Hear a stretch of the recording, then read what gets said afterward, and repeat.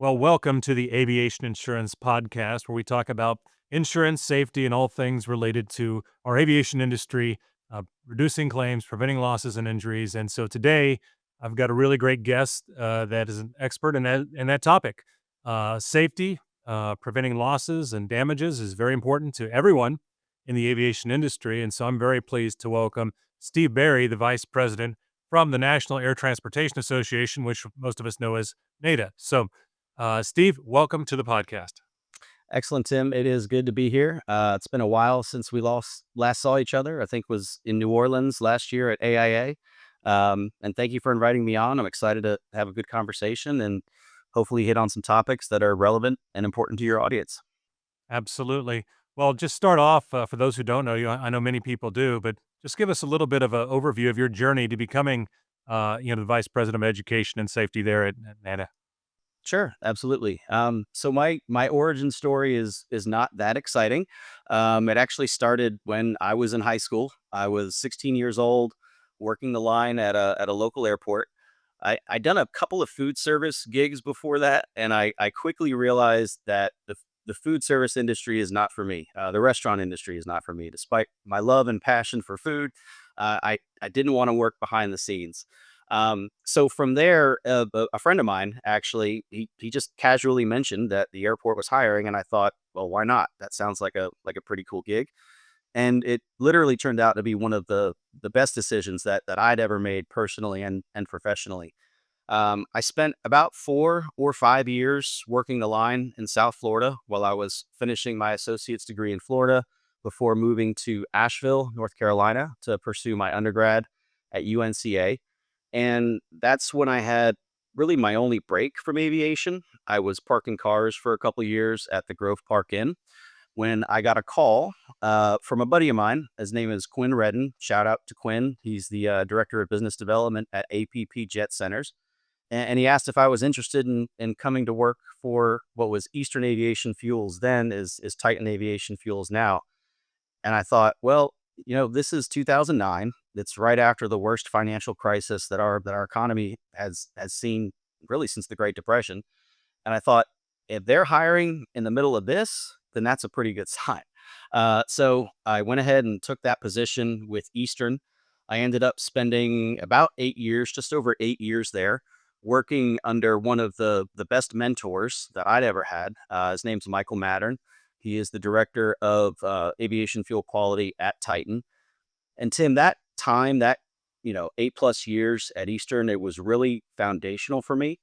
I had the chance to visit hundreds of airports and FBOs around the country, from the smallest rural GA field out in the middle of nowhere to major Part 139 airports, teaching workshops, inspecting fuel farms, working on fuel trucks, and really learning firsthand just how diverse the general and business aviation industry really is.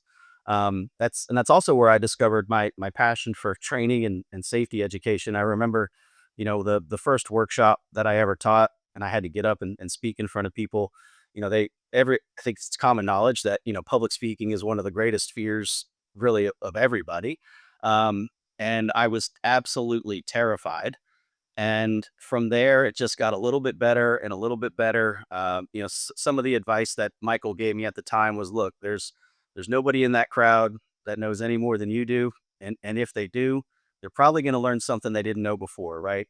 And while you can hear that and understand that intellectually, when you're a young 20 something kid trying to stand up in front of a room of 200 people and teach them, it was pretty intimidating. But from that, it's maybe it was kind of that, I don't know, rush or that whatever, and that excitement, right? That I was like, oh, I can actually do this, and I really enjoy doing this.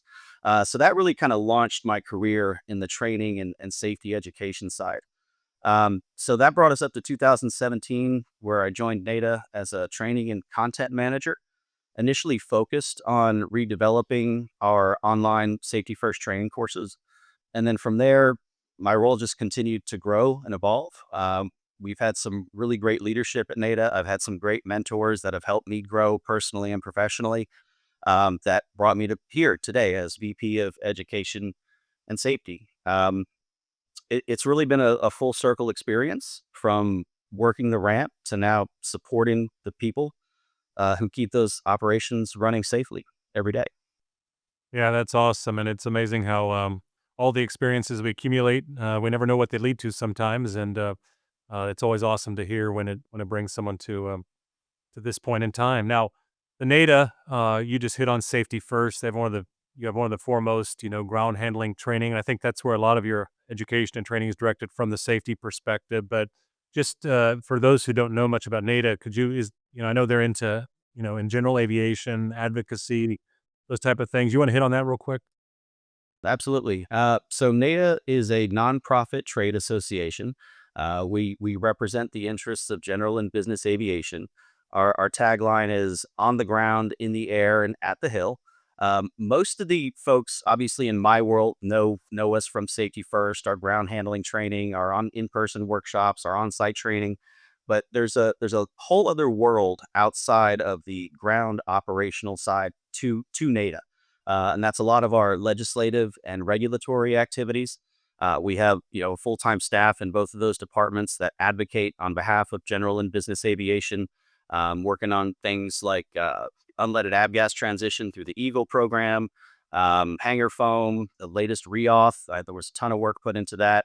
It's really a key part of who we are as an organization and making sure that the interests of our members are advocated for, um, not only from the regulatory and legislative side, but there's another piece to my world, which is working on various standards bodies to make sure that general aviation is known and heard of. Right, far too often, the commercial airlines carry the day, and that's partially for good reason. They're what everybody knows. It amazes me that some people don't even know what general aviation is, and I love to explain it to them and what an impact it has on the economy and what a driving force it is behind our economy and how things get done, and from firefighting and law enforcement to crop dusting and farming and medevac flights and business. It's a planes are time machines for businesses to be able to earn money and hire more people. So it really is. It's a great industry, and that's a big part of what NATA does is support that industry overall. And then in my little corner of it, we're over the safety and training side, which is primarily focused for and ground handling personnel, towing, fueling, marshaling, fuel quality control, human factors, ramp operations. Really, how not to get hurt and break stuff on the ramp is kind of the short tagline.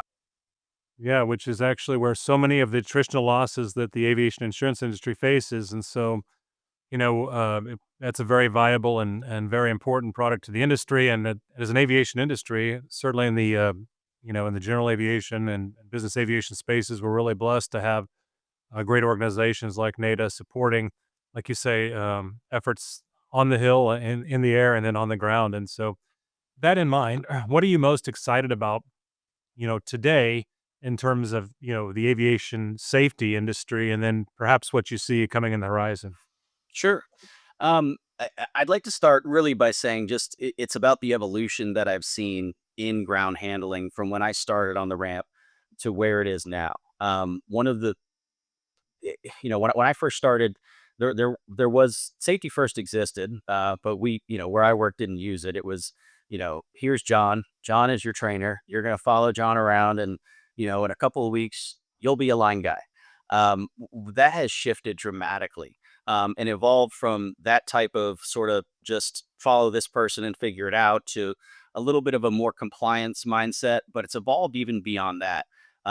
So today, it's the growing recognition that aviation ground safety isn't just about compliance; it's about commitment to safety culture. And I think we're really seeing a shift in the FBO and ground handling space towards proactive risk management, where frontline personnel that they're empowered to speak up, to report hazards, and be active participants in the safety ecosystem, if you will. And that kind of engagement is invaluable, and certainly something that I've seen change from when I was working the line to where we are now. Looking to the future, it's no secret. We're all excited about how data and technology are being leveraged more effectively. Whether it's some of the wearable tech that monitors fatigue to AI tools that analyze ramp incidents for trends, or uh, digital platforms for SMS. Those types of innovations are helping us move from a reactive to a proactive or predictive safety culture. Um, and I think I don't want to put too much emphasis on tech. It's not just about tech. I know that's kind of the first thing everybody goes to, but I'm also seeing a genuine renewed focus on human factors in the GA ground space. It's always been a key topic in for pilots and for AMPs and the maintenance side of the house, but that's really making its way into the ground space. Understanding the role of fatigue and distraction and communication breakdowns, and how to develop practical interventions to address those things. And it's really encouraging to see, Tim, that the ground handling space is taking a proactive and holistic view of what safety truly means on the ground. Yeah, Stephen, I think, just to your point that a lot of the new technologies can, go towards, the technology is not the end piece. It supports the goal, which is, related to the human factors, to the safety cultures, the SMSs, the things coming into play, and technology helps leverage and improve those operations. So it's exciting to hear your perspective on that. And, we hear a lot about it in the cockpit, and, most people don't understand how important it is on the ground as well. And so it's really encouraging and exciting to hear that from you. So, flip the coin a little bit. What are your biggest concerns today when it comes to, or in the near future as it comes to, this safety in aviation? Sure. For me, there's really two. One is very specific, and one is much broader. But I'll start with a specific one that's kind of right in front of us right now, happening over the next couple of years, and that's the evolving fuel landscape. Um, and second, the more general one is the changing workforce, but I'll get to that in a second. So, with the evolving fuel landscape, what I'm talking about is, I'm sure you're aware and your audience is aware that we are working towards a transition for unleaded avgas by 2030. During that transition period, we're likely going to see multiple grades of avgas at airports with a much greater frequency than we do now, which of course increases the risk for misfueling exponentially. Misfueling for me personally is one of the greatest risks out there when it comes to fueling and aviation ground handling. Uh, Simply because the consequences are so catastrophic, right? There's usually just enough good fuel to get off the ground, clear the fence before you start running into problems. Um, so as an industry, NATA and others have put a ton into misfueling prevention, education, and advocacy, really kind of getting that message out there, not only to the folks who fuel aircraft, but also to pilots. And as this emerging, threat or increased risk of misfueling comes into play with unleaded fuels coming to airports with more frequency, um, it's important that we evolve and improve and add on to the education that we already have and continue to beat that drum. The good news when it comes to that point is that it's not anything new. There's no rewriting. We're not reinventing the wheel, so to speak. The steps for misfueling prevention remain the same. The critical components, that is, and it's really all about good communication between pilots and line crews, grade verification, and then again updating that training to educate the industry, which is something we stay on top of. We updated when UL was really kind of becoming a hot topic and heating up, just starting a couple of years ago. We went ahead and updated our free training at preventmisfueling.com, which is the free resource for your audience. Anybody can go there, anybody can take it.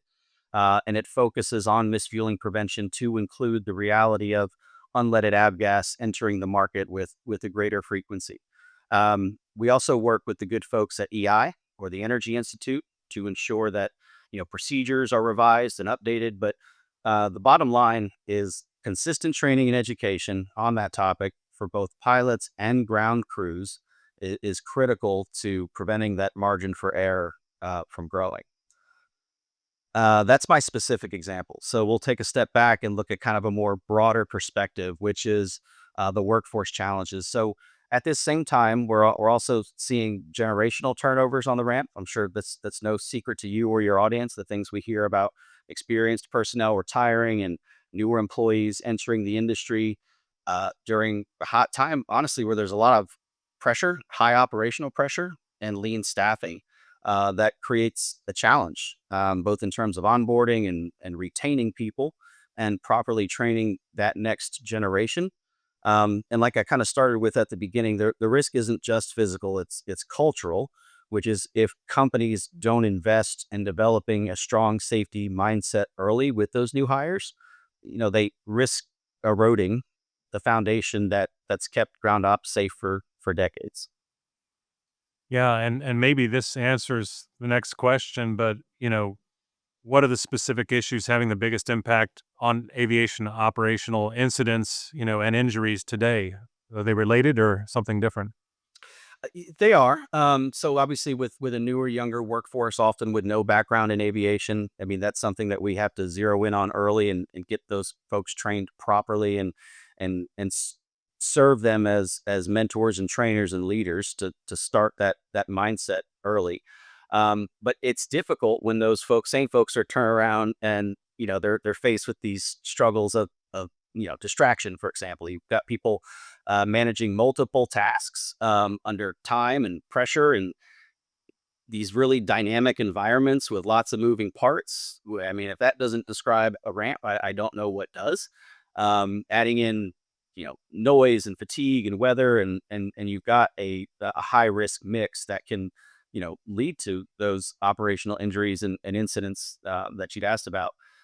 Another major factor is experience or the lack of it. Like I touched on before, we're onboarding a lot of new employees, sometimes, again, with that minimal aviation background. When training is rushed or inconsistent, you get basic errors, things like, not wearing the right PPE or positioning equipment properly or, wing walk, coordinating with your wing walkers, doing, pre-tow briefings, that those sort of simple, basic things, they can lead to preventable incidents. Um, Sort of in that same vein, there's also communication breakdowns, right? It's never something that's surprising. It's you got the communication I pointed to earlier between when it comes to misfueling. So good communication between the pilot and the ground crew, but also between you know line supervisors and their vendors, the frontline employees and their managers. Communication is essential. I don't care which industry you're in, but on the ground, in the air, or even at the hill, when they don't communicate, or you have failures or insufficient communication, you have problems. Missed radio calls, unclear ramp procedures, those types of gaps, they can quickly escalate into uh, serious events. And lastly, there's always the systemic factors that any industry faces. It's not just ours. Short staffing, compressed turnaround times, the pressure to move quickly, those types of things, they can really compromise the margin for safety if the right checks and balances aren't in place. Yeah, and so we have this new technology. You guys are continuing looking at ongoing education and safety. Do you see, um, you know, without much change, do you foresee these problems getting worse or getting better in the near future? I am an optimist, and with the lack without my crystal ball, I think we are going to see them improve, and that's going to be facilitated through a stronger push towards smarter, more proactive safety systems, ones that don't just rely on experience or muscle memory, but that actually help us anticipate and prevent incidents. Like we talked about in that first question earlier. Um, the industry is starting to embrace data and predictive analytics in a more meaningful way, tracking things like near misses and ramp traffic flow or fuel quality trends. That type of insight can be a game changer, but it's important that folks remember only if it's followed by real accountability and action. Um, and at the same time, there's a growing recognition that we need to better support the people on the ground.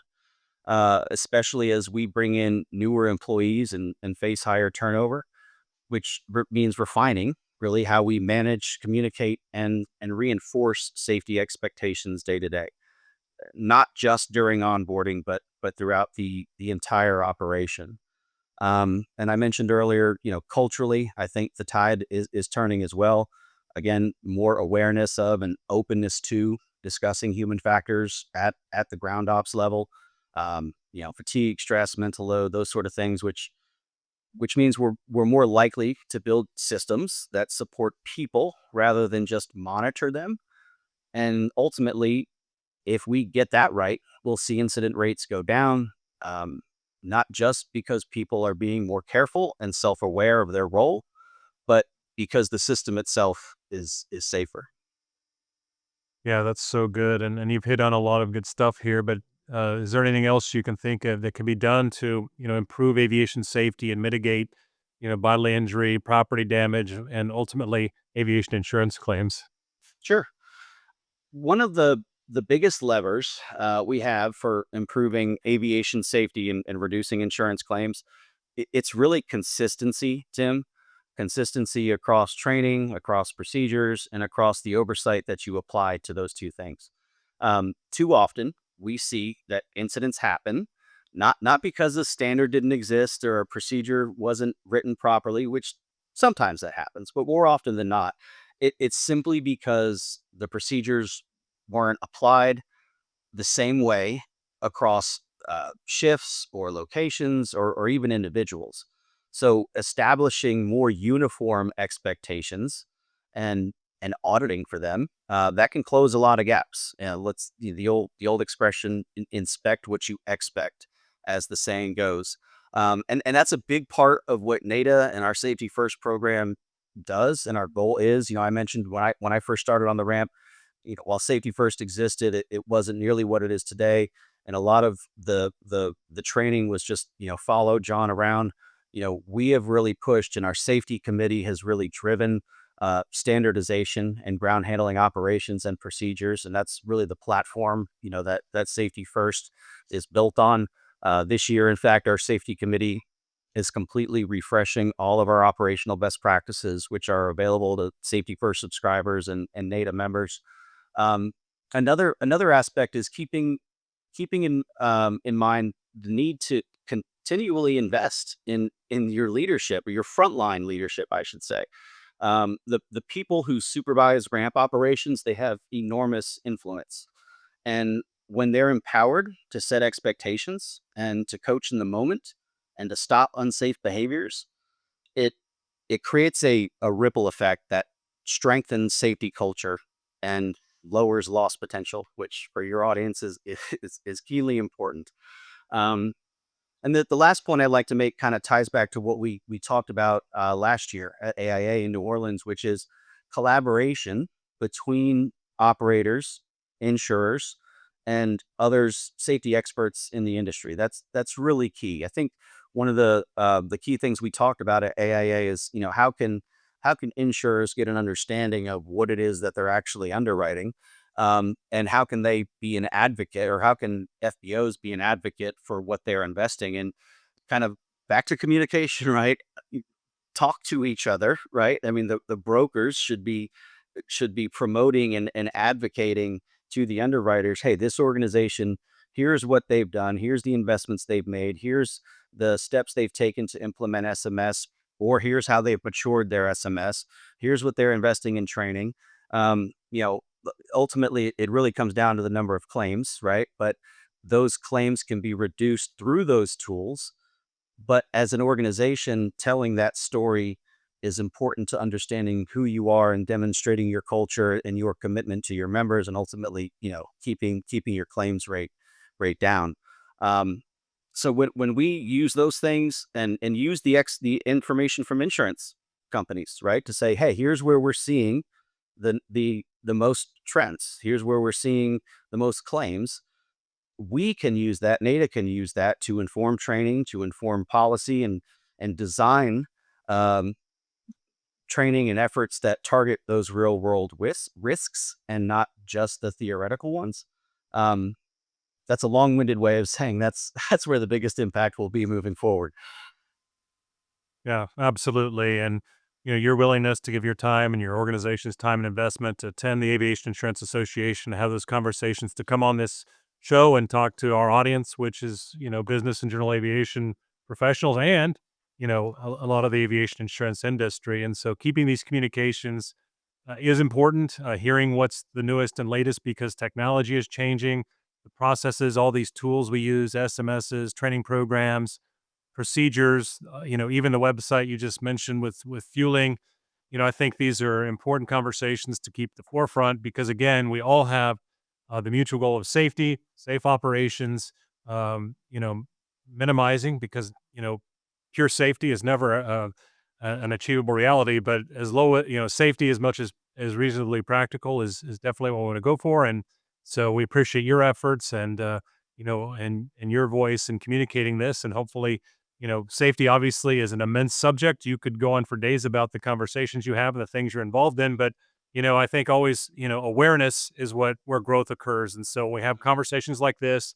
We bring awareness to our industries. It opens thinking, it opens minds, it opens the conversations, that continue to bring us together to work moving forward to promote safety, to reinforce one another in our shared missions. So, that in mind, we've kind of gone over, this high level discussion, but is there any questions I should have asked you, but I didn't, or do you just have any closing thoughts you'd like to share with the audience? Sure, absolutely. You really summarized our discussion nicely, and I love a great open-ended final question like that. I think the best thing that we collectively as an industry, not only NATA members, FBOs, 135 operators, airports, but also folks in your side of the house, right, in the aviation industry I'm sorry, insurance industry, is to stay engaged, stay informed, and stay connected to others who are doing the work. Just like you're here today, I'm here today, and all the great guests that you have come on here. That's really really critical to moving things forward. And that's why I would encourage everyone listening to register for this year's Ground Handling Safety Symposium. This is an event that we do every year, going on almost 10 years now.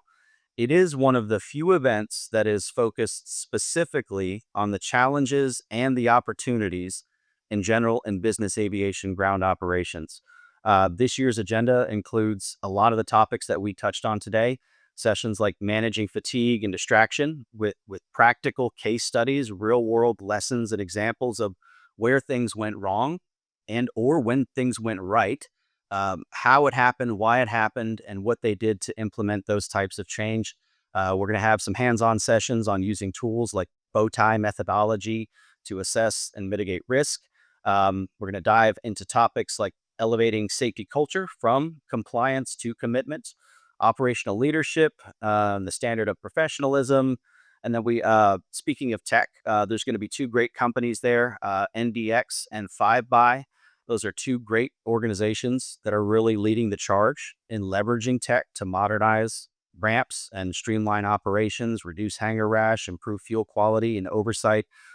Literally all the things that we've talked about during today's podcast. So, lastly, the GHSS is not just about listening to presentations.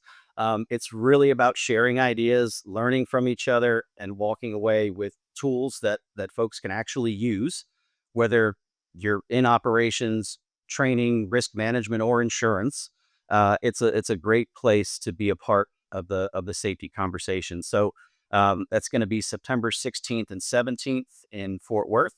If you are interested in learning more, nata.aero/events. You can see the GHSS and the other events and the things that NATA has going on to promote and advance aviation ground handling safety. Yeah, that sounds perfect. That's what I was going to ask is when and where and how to find out. So at the it's nata.aero slash events. And I think that's a great suggestion. And I know that that's been an initiative. The Aviation Insurance Association also has a safety committee, and we're working to, uh, you know, uh, build these collaborations and help one another grow. And so, what a great conversation, Steve Barry. Thank you so much for being here. Thank you to NATA and all its efforts, and for giving you this platform and time today. And just thank you again for your time and for being a great podcast guest. Absolutely, Tim. Thanks for inviting me, and look forward to seeing you again soon, hopefully at the GHSS. Very possibly. Well, that's all for this episode. Join us again next time as we continue navigating the waypoints in aviation insurance. Until then, enjoy clear skies and unlimited visibility. Thanks for listening to the Aviation Insurance Podcast. If you found this episode of value, please share it with someone who would benefit from this information. Don't forget to subscribe in your podcast player so you don't miss any new episodes, and to help our show have more impact. This episode is brought to you by Aris Insurance Solutions, your flight plan for navigating the turbulence of aviation insurance. For more information, visit arisinsurance.com. That is www.aerisinsurance.com. Disclaimer: these episodes are for educational purposes only, and due to the changing regulatory and legal nature of the business, some information may change over time. Having a well-educated and experienced aviation insurance broker on your team is an absolute requirement to success in business and for managing your aircraft and aviation business risks.